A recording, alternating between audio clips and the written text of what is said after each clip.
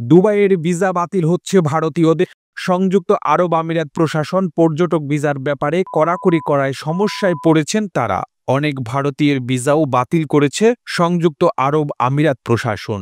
পরিসংখ্যান অনুযায়ী আগে দুবাইয়ের ভিসা আবেদনের ৯৯% অনুমোদিত হতো, কিন্তু বর্তমানে পরিস্থিতি পাল্টেছে।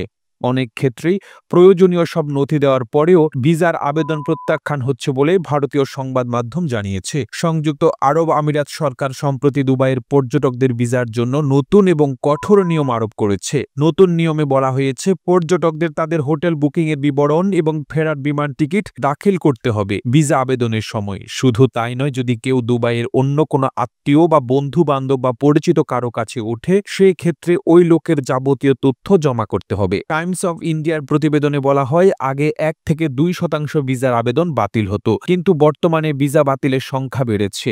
এখন প্রতিদিন পর্যটকদের ১০০টি আবেদনের মধ্যে ৫ থেকে ৬টি ভিসা বাতিল হচ্ছে। এক পর্যটন সংস্থার কর্মকর্তা নিখিল কুমার বলেন, নিশ্চিত বিমান টিকিট এবং হোটেল বুকিং থাকা সত্ত্বেও ভিসার আবেদন বাতিল হয়ে যাচ্ছে। ফলে অনেকেই আর্থিক সমস্যার সম্মুখীন হচ্ছেন, কারণ পর্যটকদের শুধু ভিসা আবেদনের ফি নয়, বিমান টিকিট এবং হোটেল বুকিংয়ের জন্য টাকা দিতে হচ্ছে।